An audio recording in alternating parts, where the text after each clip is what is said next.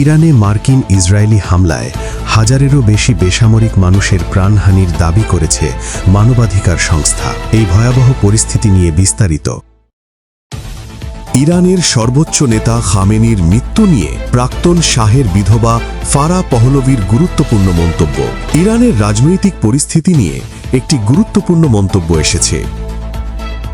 Iran Hormuz প্রণালী বন্ধ ঘোষণা করেছে। এতে বিশ্বব্যাপী জ্বালানি বাজারে তীব্র সংকট দেখা দিয়েছে।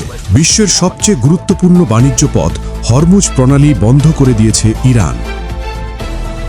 ইরানে যুক্তরাষ্ট্র ও ইসরায়েলের যৌথ হামলায় ২০০০ স্থানে আঘাত, ধ্বংস হয়েছে ১৭টি রণতরী। ইরানের পারমাণবিক ও ক্ষেপণাস্ত্র কর্মসূচি রুখতে গত শনিবার থেকে শুরু হওয়া এই হামলায় কী পরিস্থিতি সৃষ্টি হয়েছে?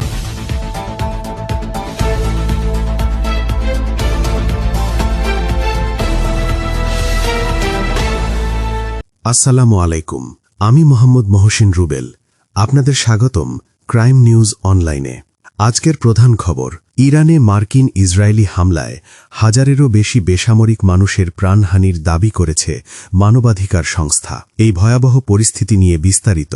যুক্তরাষ্ট্র ভিত্তিক হিউম্যান রাইটস অ্যাক্টিভিস্টস নিউজ এজেন্সির প্রতিবেদন অনুযায়ী গত ২৮ ফেব্রুয়ারি থেকে শুরু হওয়া এ অভিযানে ১,০৯৭ জন বেসামরিক নাগরিক নিহত হয়েছে। ১৮১ জন শিশু রয়েছে যাদের বয়স ১০ বছরের কম।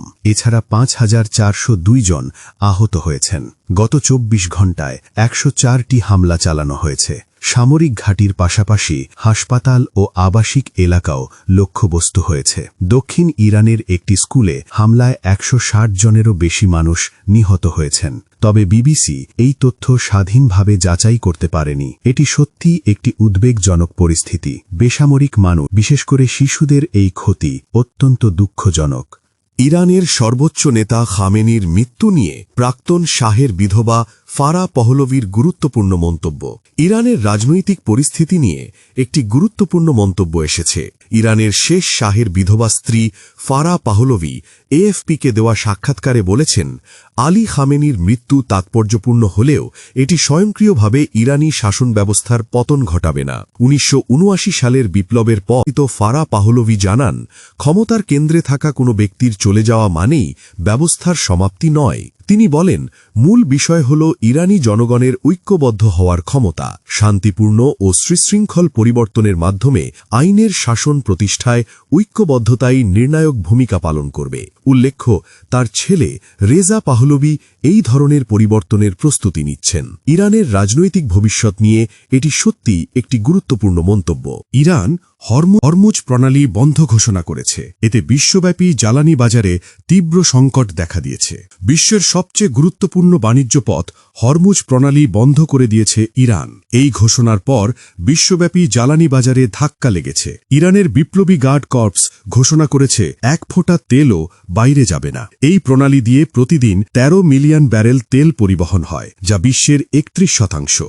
ব্রেন্ট তেলের দাম ২.৬% বেড়ে $৮০ পৌঁছে। তেলের দাম $১০০ ছাড়িয়ে যেতে পারে। এশিয়ার দেশগুলো সবচেয়ে বেশি ক্ষতিগ্রস্ত হবে। বিশেষত দক্ষিণ এশিয়া তীব্র সংকটে পড়বে। পাকিস্তান ৯৯%, বাংলাদেশ ৭২% এবং ভারত ৫৩% এলএনজি আমদানি করে। চীনও সংকটে পড়বে, তবে তাদের মজুদ রয়েছে। জাপান ও দক্ষিণ কোরিয়ায়ও দাম বৃদ্ধির ঝুঁকি রয়েছে। থাইল্যান্ড, ভারত, কোরিয়া ও ফিলিপাইনে উচ্চ ঝুঁকি রয়েছে। এই সংকট বিশ্বব্যাপী জ্বালানি নিরাপত্তায় নতুন চ্যালেঞ্জ তৈরি করেছে। পর্যবেক্ষণ করছি। ইরানে যুক্তরাষ্ট্র ও ইসরায়েলের যৌথ হামলায় ২০০০ স্থানে আঘাত, ধ্বংস হয়েছে ১৭টি রণতরী। ইরানের পারমাণবিক ও ক্ষেপণাস্ত্র কর্মসূচি রুখতে গত শনিবার থেকে শুরু হওয়া এই হামলায় কী পরিস্থিতি সৃষ্টি হয়েছে? যুক্তরাষ্ট্রের সেন্ট্রাল কমান্ডের প্রধান অ্যাডমিরাল ব্র্যাড কুপার জানিয়েছেন, ইরানে প্রায় ২,০০০ লক্ষ্যবস্তুতে হামলা চালানো হয়েছে। একটি সাবমেরিন সহ ১৭টি রণতরী ধ্বংস করা হয়েছে। বুধবার এক্সে দেওয়া ভিডিও বার্তায় কুপার বলেন, এই ২০০ যুদ্ধবিমান, ২টি বিমানবাহী রণতরী ও বোমারু বিমান অংশ নিচ্ছে। তিনি দাবি করেন, ইরানের আকাশ প্রতিরক্ষা ব্যবস্থা মারাত্মক ক্ষতিগ্রস্ত হয়েছে। শত শত ব্যালিস্টিক ক্ষেপণাস্ত্র, লঞ্চার ও ড্রোন ধ্বংস করা হয়েছে। এই হামলার ফলে মধ্যপ্রাচ্যে নতুন উত্তেজনার সৃষ্টি হয়েছে। পরিস্থিতি কোন দিকে মোড় নেয় তা দেখার বিষয়। আজকের মতো এখানেই। আরও খবরের জন্য আমাদের সাথেই থাকুন। ক্রাইম নিউজ অনলাইনের পক্ষ থেকে আমি মোহাম্মদ মহসিন রুবেল। ধন্যবাদ।